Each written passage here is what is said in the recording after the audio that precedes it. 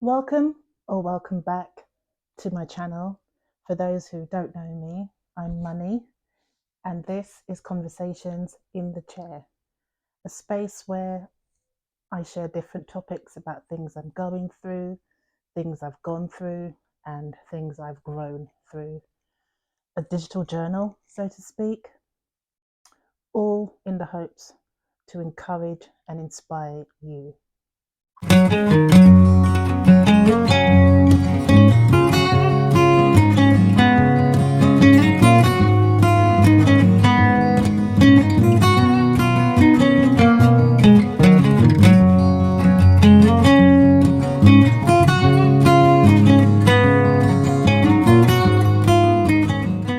Let's have a conversation about not making vision boards.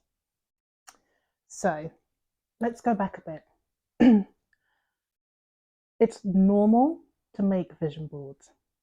It's been happening, people have been doing it for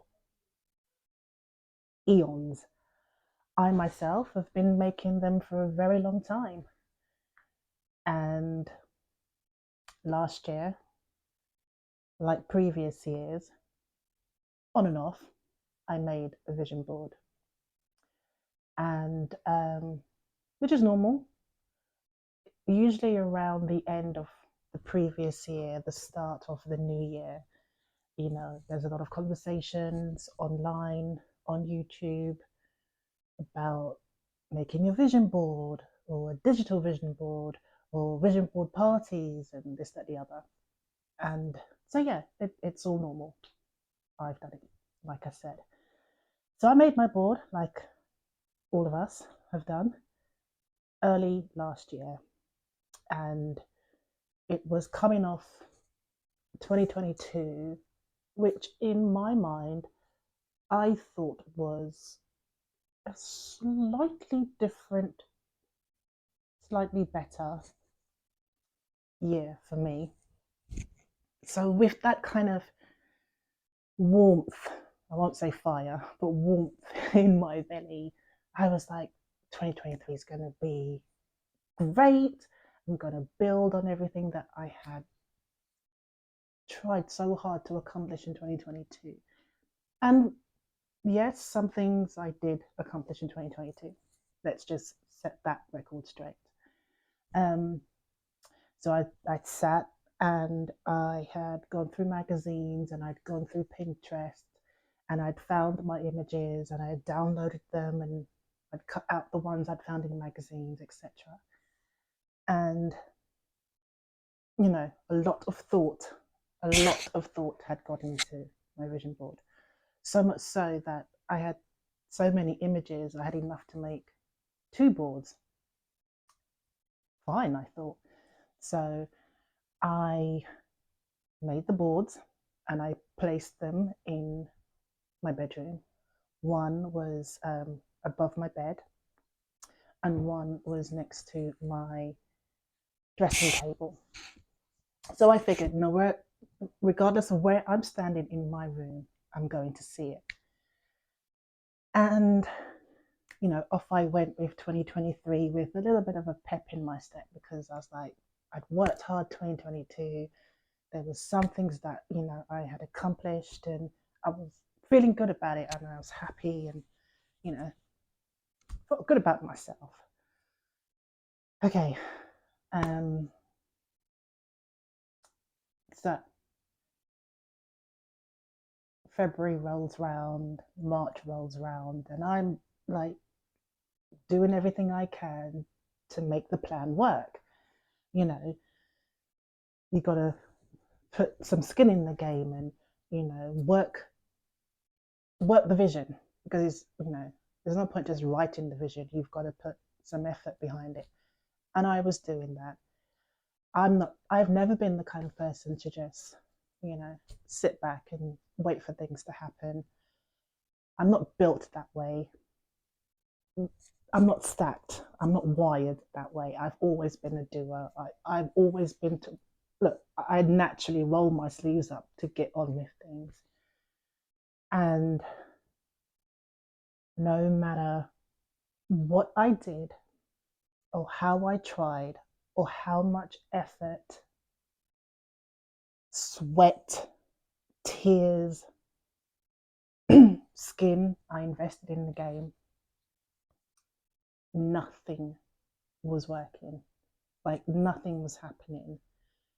And it just felt like everywhere I turned, everything I tried to do, God was like, block, block, block. You know that lady that goes, block her the Instagram, block her the Facebook, block her. Blocka Facebook, blocka WhatsApp, blocka telefonet, blocka Instagram, blocka, blocka, blocka, blocka. عفوا block, block. Yeah. And I just started to question everything. I started to question my abilities, my skills, which I have amassed a few over the years. I kept saying no, like I couldn't understand what was going on. And with that, frustration found its way in and camped, just set up camp all within me. Um, I remember maybe springtime last year, I saw a message from Potter's House, and it was on about what is it? TD Jake spoke about holding patterns and how, as a person, if you're a get up and go kind of person, and you know you've got to do list and you've got to get things done, and you've got skin in the game, and you know you can put your foot on the pedal and you want to go and you know your lane and you just want to get to places because you know there's things you wanted to check off, but no matter what you do, what you try, it's just not happening. And it just seems like everyone else around you is just, life is happening for them, and you are just parked. You've got front row tickets to watch everyone else's life just go. And I know this is subjective. I know we've all been there. I'm just sharing, I'm spilling my own tea. So I saw that message and, you know, I was led to fast. So I did that, did a 3 day fast. I was actually going to only go into fast for 2 days, but in my spirit, I could hear the spirit say, fast for 3 days, fast for 3 days. And then even my eldest daughter was like, oh, mum, you know, maybe we should fast for 3 days. And we were like, I looked at her like, interesting, you should say that as well. So we did a 3 day fast. Okay, so where was I? I think we left off. I was doing the fast.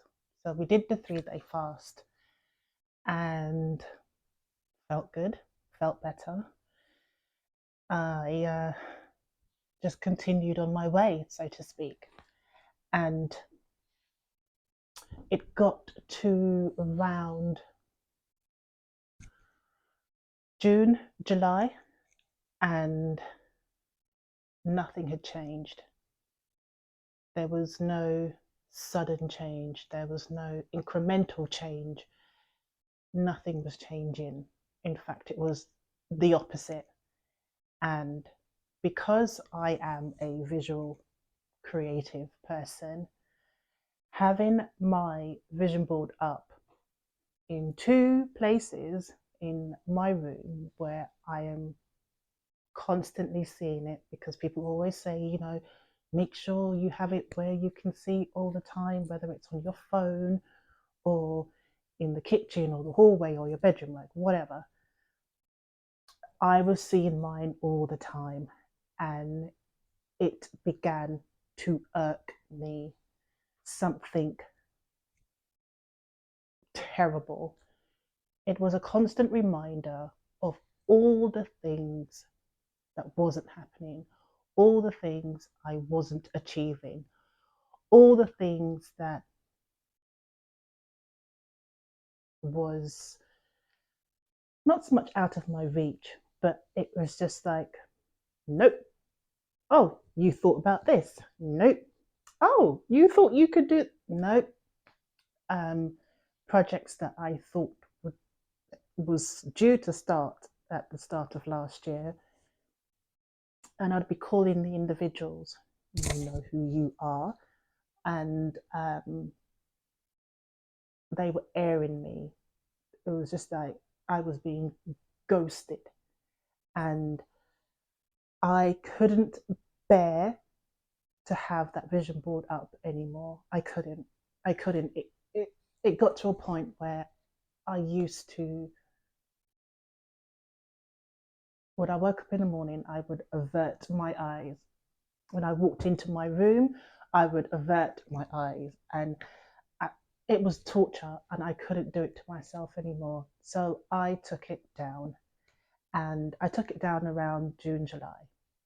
I didn't say anything to anyone except for one of my besties, my girl, Claire, who, hi babe, who took me out for brunch on my birthday, and we were sharing things and talking about things. And one of the things, one of the many things I love about my relationship with Claire is that it's open, it's honest, it's a judge-free zone.